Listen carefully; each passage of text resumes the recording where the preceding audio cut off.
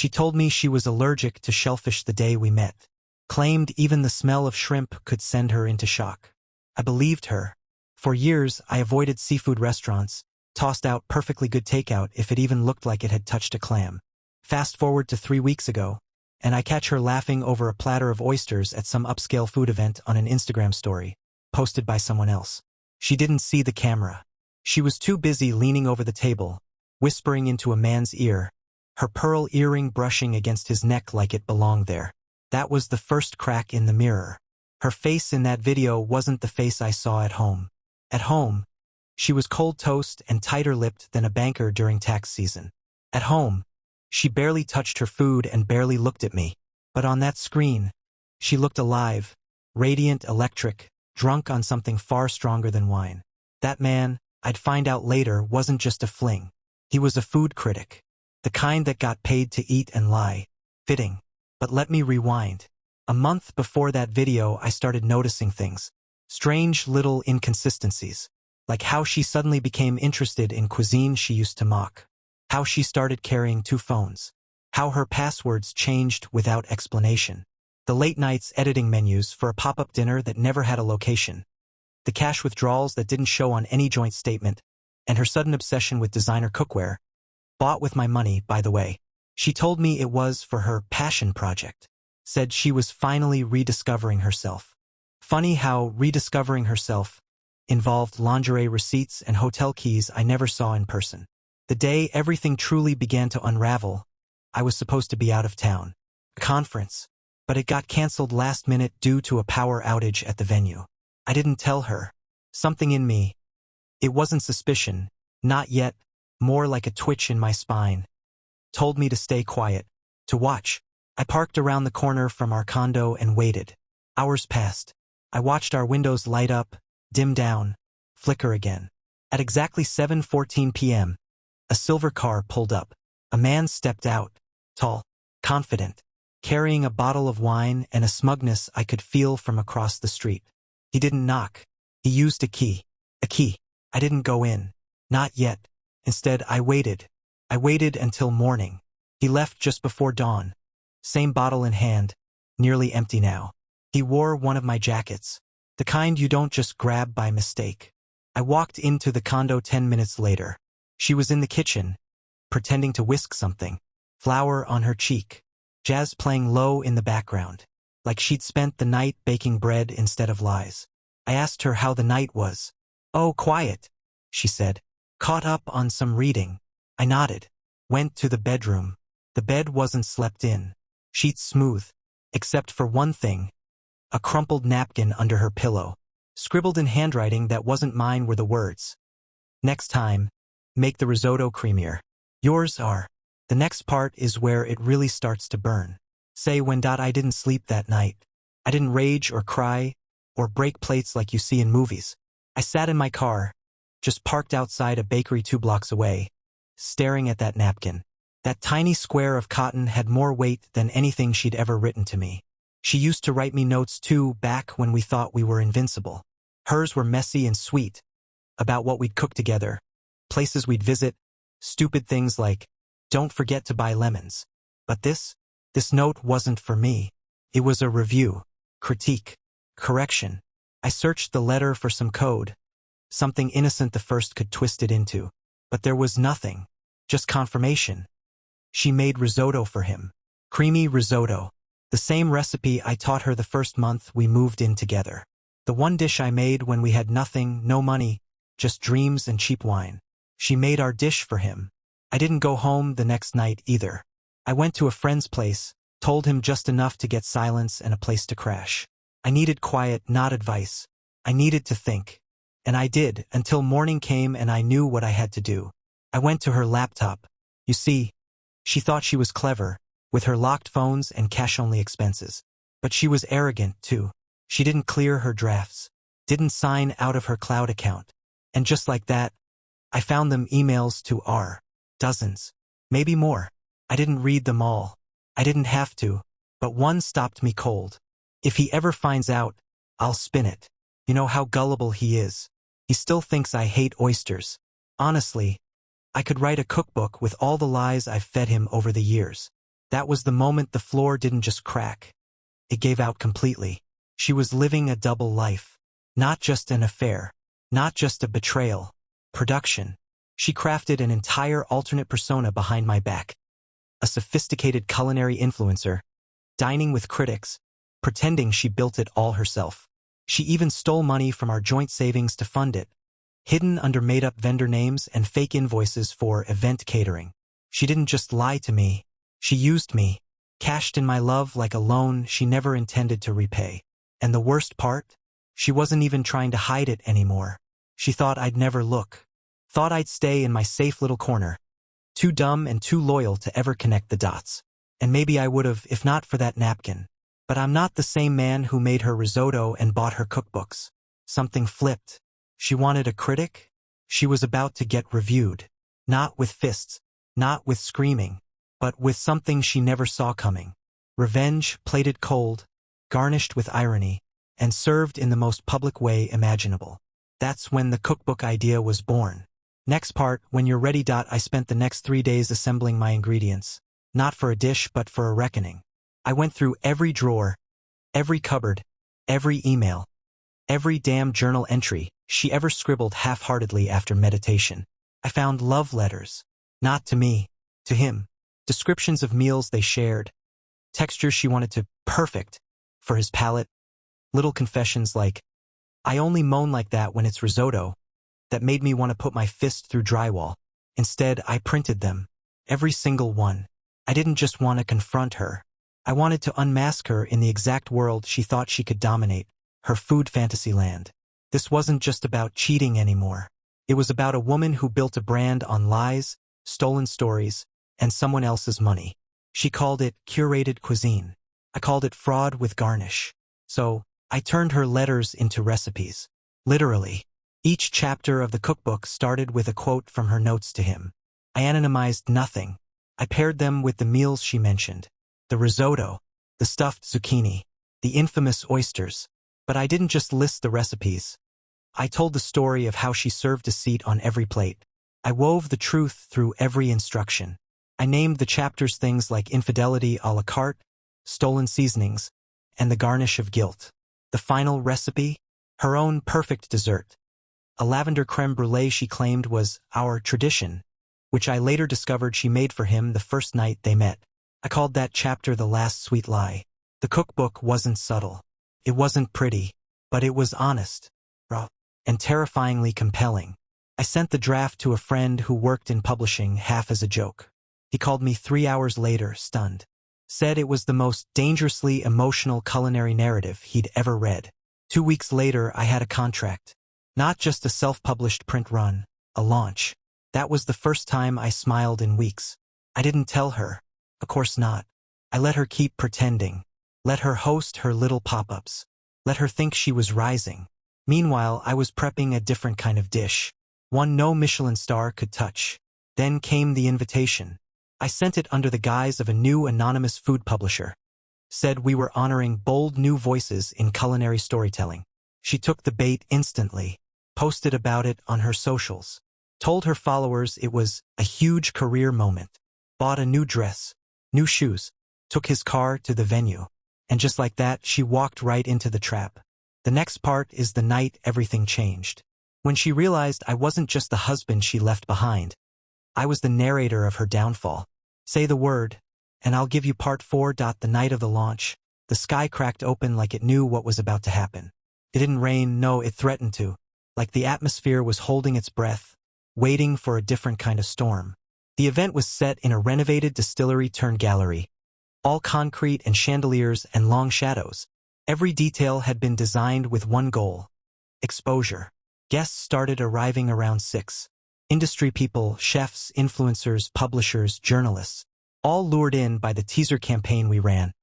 A tell-all culinary memoir that redefines betrayal, served in courses.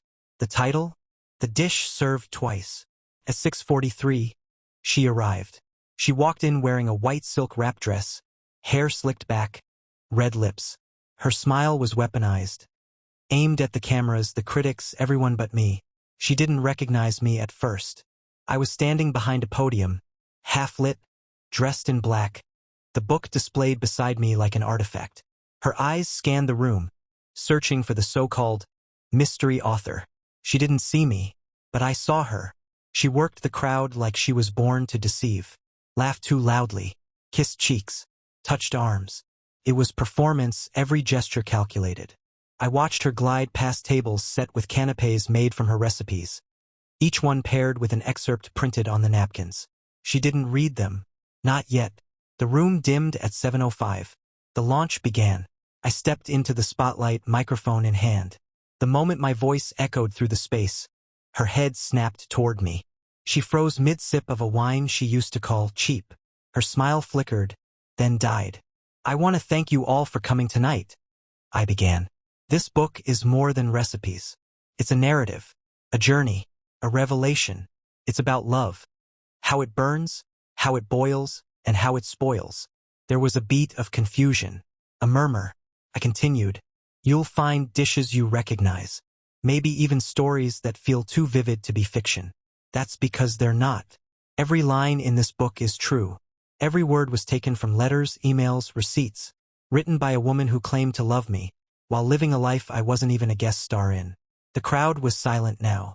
Her eyes were locked on me, wide, but not pleading. Not yet. She was calculating. "Tonight," I said, lifting a copy of the book, "I share with you not just food, but the bitter truth behind it, the real ingredients. Deceit, manipulation, and the theft of something far more valuable than money. Trust." Gasps, whispering, cameras pointed at her now. She stepped forward, shaking her head, her voice slicing through the silence.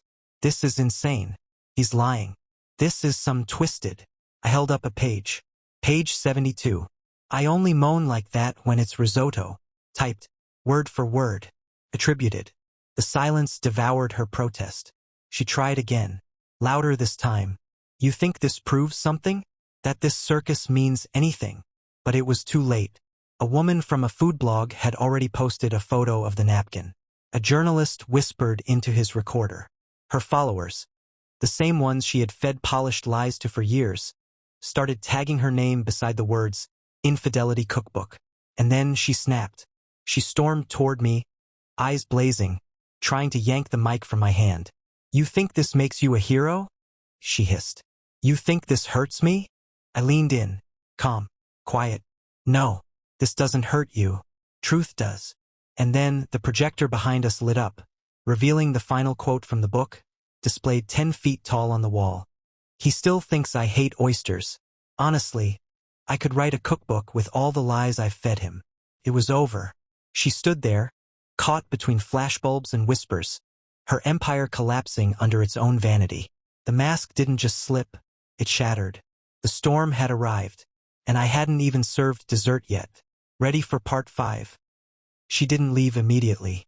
That's what surprised me most. You'd think someone exposed so publicly, so viciously, would vanish. Sprint into the night, heels clacking, clutching her pride like a torn dress. But she stayed. Not by choice, by instinct, like an animal cornered, snarling, refusing to show pain. She stood there, surrounded by people she'd lied to, manipulated, seduced with her carefully manicured image. Her pupils kept darting, trying to find someone in the room still on her side. But no one moved. No one offered her a hand, a whisper of comfort. They stared like they were seeing her for the first time. Or worse, like they always suspected, and now they had confirmation. And then she did something even more unexpected. She laughed. It wasn't nervous laughter. It was sharp, deliberate, aimed like a blade. "Are you all seriously buying this?" she said, twirling toward the crowd, arms spread like a performer at the end of a ruined act. "A cookbook? This is what you call revenge now?" Someone in the back muttered, "It's brilliant." She ignored it. She pointed at me, finger shaking only slightly. "You spent months on this little stunt? Because what, your ego got bruised. You couldn't handle the fact that someone actually wanted more than you." The crowd tensed. No one spoke. All eyes turned back to me, and I didn't raise my voice. I didn't retaliate. I picked up the final copy of the book. Hardcover, weighty, brutal, and walked it across the room. Stopped just inches from her. Held it out. "This is what you wanted, isn't it?" I said quietly. Attention. Power. Platform. You just didn't expect it to be mine. She slapped the book from my hand. It thudded to the floor, pages folding, a corner cracking hard against the polished cement. But no one gasped. No one flinched. They just watched her, silent and still. She turned on them next. You're all hypocrites. You post about self-love and authenticity and then eat this up like it's gospel. None of you care about truth. You care about spectacle. The irony of that sentence hung in the air like smoke. Then a blogger stepped forward. One she used to dine with. Tag in photos. Call her sister from another mister. She held up her phone. You lied to us. To your audience. To the people who trusted you. You built a brand on borrowed stories. This isn't spectacle. This is accountability. My wife, or whatever was left of her in that moment, finally realized it was over. Not just the marriage. Not just her affair. Her persona. The polished, curated woman she'd sold to the world had been unmasked, ingredient by stolen ingredient. And as the murmurs turned to murmurs of disappointment, disapproval, even disgust, she took a slow step back. I thought she might apologize. But no. She looked me in the eye, those same eyes that once promised forever, and said, "You've made your point, but don't think for a second this makes you innocent." Then she walked out. Not defeated. Not defiant. Something else. Hollow. I watched her go. Watched the doors close behind her. And for the first time since this all began, I felt nothing. Not triumph. Not relief. Just silence. A quiet that tasted almost clean. The rest of the night blurred. People came up to me, asked questions, praised the book, complimented my restraint. But I wasn't really there. I just kept thinking about the moment she said, "Don't think for a second this makes you innocent." Because in a strange way, she was right. Next is the fallout. What happens when the applause fades? You ready for part 6? The next morning felt fake. Too quiet, too bright. Like the world didn't know what had happened the night before. Like everything should have cracked open.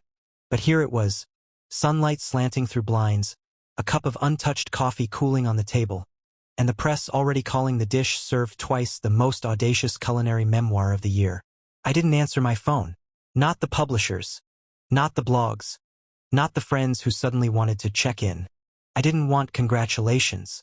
I didn't want validation. I wanted clarity, and I didn't have it.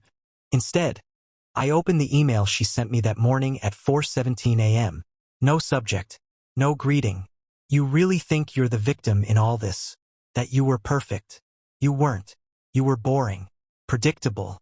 Obsessed with routine. I suffocated in that kitchen, in that life, in you. You gave up on growing, on dreaming. I needed more, and you gave me lists. I read it twice, then a third time, and for a second, a dangerous, disorienting second, I almost believed her. Almost thought maybe I was the problem. Maybe this whole thing was about my inability to be enough. But that's the trap, isn't it? That's the voice you start to absorb after years of manipulation. The gaslight burns long after the flame's been snuffed out. Because here's the truth she never expected me to realize. I wasn't perfect. I did grow predictable. I did hold onto structure like a life raft. But that's because she kept shaking the boat. I had to build something solid when she started erasing the floor beneath us. She didn't cheat because I was boring. She cheated because I was stable, and stability was the one thing she couldn't fake. It exposed her chaos. It held up a mirror. Still, I didn't respond to the email. I didn't need to. She wanted a reaction, and I had nothing left to give her. Instead, I packed her things. Not out of anger. Out of necessity. I went room by room, drawer by drawer, and made 3 piles, hers, mine. Destroy. I found more than I expected. More letters. More receipts. An entire shoebox of postcards from cities she told me she'd never visited. Paris. Madrid. Venice. Stamped. Addressed to her secret email. Each one signed, Love R. And in that moment, I stopped mourning the version of her I thought I loved. That woman never existed. She was a placeholder. Projection. A carefully arranged dish made for presentation. Not nourishment. So I took the box, drove it out to the lake we used to visit in the early years, and dropped it in the water. No theatrics. No shouting at the sky. Just silence. watching it sink, knowing it wasn't cleansing anything, but still it felt like motion. Forward. Later that night, I finally called my mother. She'd always suspected something was off. She never said it directly, just little comments, worried looks. She listened quietly as I told her the whole story. Every lie, every twist. When I finished, she said one thing that stuck in my ribs.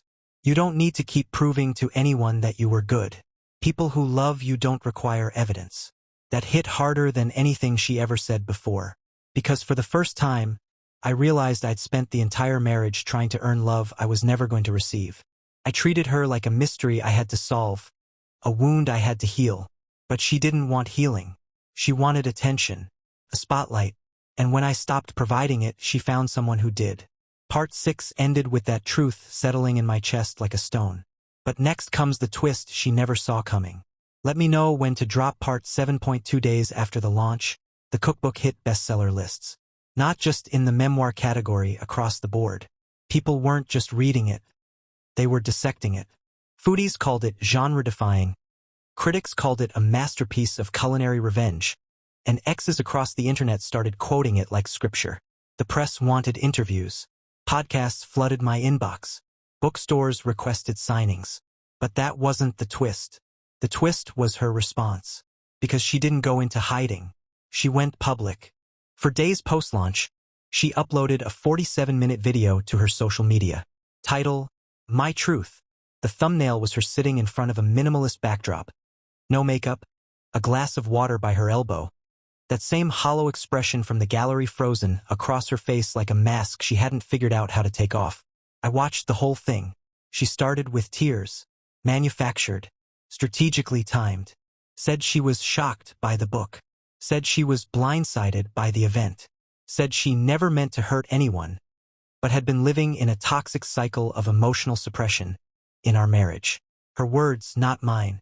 Claimed she only turned to someone else when she lost herself. And then she pivoted. She accused me of exploitation. Said I used intimate moments to humiliate her. That I weaponized creativity as punishment. That the book was a calculated attack on a vulnerable woman rediscovering her voice. People bought it. Some, at least.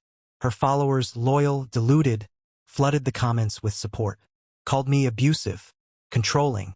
Said I was just another man terrified of a woman with ambition. That she was brave for speaking up. Strong for surviving me. I didn't respond. Because I didn't need to. The internet doesn't stay loyal long. Not when you lie that loudly. 3 days later, the real cracks started forming. A journalist, one I didn't know, started digging. Reached out to R. Got confirmation. Emails. Voice notes. Photos. Found timestamps that aligned with events she claimed never happened. Found her fake vendor invoices. Her double bookings. Even found evidence she ghostwrote reviews for him under fake names to boost his status while using my credit card for the expenses. The journalist published it all in an exposé titled The Fabricated Feast. How a culinary star cooked her own legacy. The fallout was nuclear. Brands dropped her. Partnerships vanished. Her follower count dropped by tens of thousands overnight. Food events pulled her name from lineups. She tried to go live again, but the comment section was bloodsport. People quoting the very same phrases she'd once whispered to her lover. Now immortalized in my book. And through all of it, I stayed silent. She wanted to control the narrative. But the narrative was never hers. She didn't just lie to me. She lied to everyone. And when she finally tried to apologize, privately, through a voicemail 2 minutes long, her voice cracked and half-whispering, I didn't know it would go this far. I deleted it without listening to the end. Because by then, something had shifted. The pain, the betrayal, the years I spent trying to hold together a story she was rewriting behind my back. All of that had morphed into something else. Not peace. Not yet. But direction. And I knew what I had to do next. Let me know when you're ready for part 8. It's where everything turns. I started getting letters. Not emails. Letters. Handwritten. Folded neatly. Sent to the P.O. box I'd opened for publisher correspondence. Tucked between royalty statements and early review copies. At first, I assumed they were from readers, curious fans, maybe even aspiring writers. But they weren't. They were from people like me. Husbands. Wives. Partners. People who'd lived through betrayal so surgical. It left scars they couldn't describe to anyone who hadn't tasted it. And they weren't asking for advice. They weren't congratulating me. They were confessing. One wrote, "I found lipstick in his gym bag. We don't wear lipstick." Another, "She used my mother's recipe and said it was hers in a baking competition. Won first place. Never told me. Never thanked my mom." And my favorite, if you could call it that, "Your book made me laugh for the first time since he left. Not because it was funny, because it was real." That's when it hit me. What I'd done wasn't just revenge. It wasn't even about her anymore. It had turned into something else entirely. A blueprint for people who'd been gaslit into silence. People who were made to feel like they were crazy for asking questions. People who didn't burn their cheaters' clothes or key their cars. But who, like me, quietly unraveled the truth, thread by thread, and finally stood in the ash of what they'd built, alone and blinking. And that gave me an idea. Not for another book. For a tour. A book tour, yes, but also a live event. Something honest. Raw. No PR polish.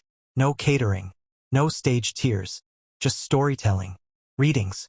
Q&As. Open mic segments where others could read their own recipes. Their betrayals. Their confrontations. Their recoveries. I pitched it to the publisher. They hesitated at first. Too risky, too unconventional, too emotionally charged. But after the fourth print run sold out in under a month, they changed their tune. Greenlit the entire thing. We called it the Burnt Toast Sessions. The first event was in Chicago. I walked onto the stage in front of 400 strangers who knew me better than most of my friends ever had. I read Chapter 9, Garnish of Guilt. When I finished, there was no applause, just silence. The kind that fills a room when no one's pretending anymore. Then a woman stood up, early 40s, trembling, and read from a notebook about how her fiancé stole her recipes, pitched them to a restaurant, then left her for the head chef.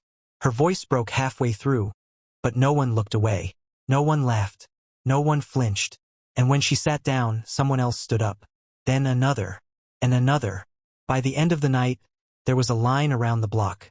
Not to meet me, but to sign up for their turn. It became a movement. And while all of this unfolded, she watched. I knew because she sent me a cease and desist letter. Claimed I was using her identity for personal gain. That I had defamed her without permission. My lawyer laughed. Said, "It's not defamation if it's true. And it's not her identity anymore. It's yours." I didn't respond. But I did print her letter and bring it to the third event in Austin. Read it out loud. The crowd laughed in all the right places. Someone brought me a homemade version of her lavender creme brulee, with a little sign on top that read, "Reclaimed." And I finally let myself laugh too, because she'd tried to rewrite the ending. But the pen was mine now. You ready for part 9? It's the last meal before dessert. City after city, night after night, the burnt toast sessions became more than I ever imagined. It wasn't about food anymore. It was about resurrection. People came from across the country to stand behind a mic and share the ugliest parts of their lives. Not for pity, not even for justice, but for freedom. The freedom to finally say, "It happened. I didn't deserve it. And I'm still here." And with every story told, a new version of me emerged. One I didn't recognize at first. Not the man who begged for answers. Not the man who hunted through drawers for scraps of truth. Not the man who stood in front of a crowd with trembling hands and a broken heart. This version stood taller, spoke slower, laughed louder. But just when I thought the final page had turned, when I believed I'd outcooked her, outrun her, outlived the weight of her, she came back. Not in person. In print. A glossy magazine. The kind she used to worship. Front cover. The Phoenix menu.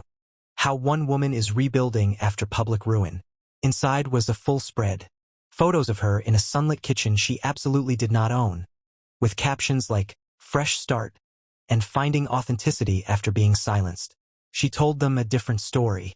That I'd hijacked her voice. That I spun her imperfections into poison. That she'd made mistakes. Yes, but I had turned them into a spectacle to sell paperbacks. She claimed the cookbook was fictionalized. That the letters were fabricated for dramatic effect. That she never cheated, not really. Just emotionally drifted after years of neglect. And the worst part? The article ended with a new announcement. Her own book. A redemption roast. A memoir.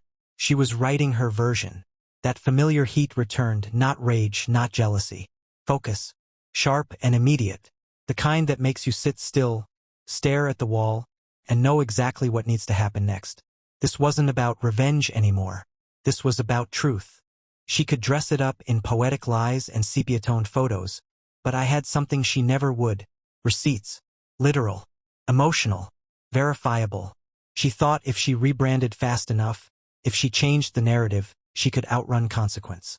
But the world had tasted her first dish, and it left a bitter aftertaste. I didn't panic. I got creative. Because if she wanted a war of words, she picked the wrong opponent. I had already turned betrayal into cuisine. Now I'd turn her attempted comeback into dessert. One last course. Served cold. And unforgettable. Part 10 is the final plate. Tell me when you're ready. The final course came exactly 6 months to the day after that first launch.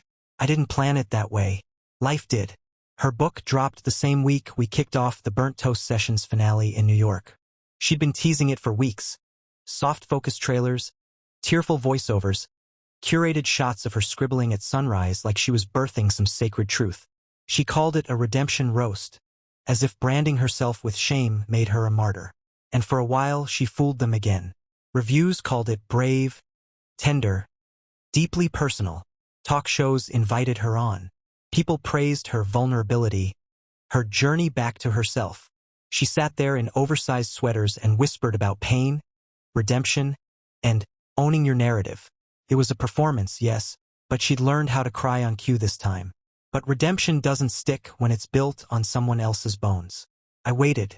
I let the hype climb, let the illusion reach its peak. And then I served dessert. The final Burnt Toast session was hosted in an old theater downtown. It sold out in 26 minutes. Press, readers, influencers, survivors. The lobby buzzed with energy.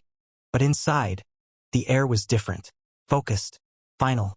I walked on stage alone. No introduction. No music. Just me, a spotlight, and a single book in my hand. Not hers. Mine. I didn't open with a story. I opened with the truth. I wrote this book because I was drowning in someone else's narrative. I didn't write it for revenge. I wrote it to breathe. I paused. Then I reached into the table beside me and pulled out a stack of documents. Emails, voicemails, receipts, love letters, photocopies of every page she tried to deny, annotated with dates, timestamps, even screenshots of her own captions from when she posted about those nights. I placed them one by one on the table. The audience didn't move. No one coughed. No one blinked. This, I said, gesturing to the stack, is not creative nonfiction.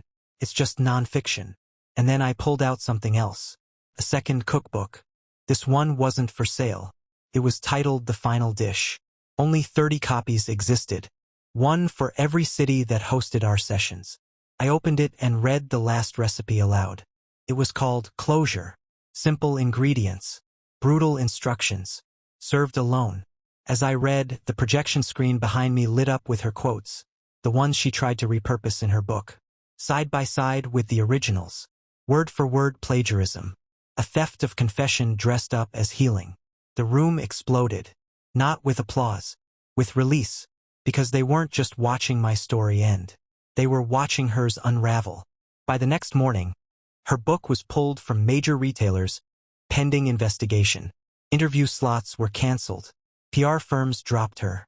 The publisher issued a statement about misrepresented authorship and suspended promotion. She didn't post for 2 weeks. And when she did, it was a single sentence. I have nothing more to say. And that was the truth, finally. Because I said it all. I didn't win. This wasn't a victory. This was an ending. And sometimes that's more powerful than any revenge. It didn't bring back the years, or the trust, or the quiet moments I lost along the way. But it gave me space. Space to rebuild. To write again without her ghost in the kitchen. And maybe someday I'll cook that risotto again.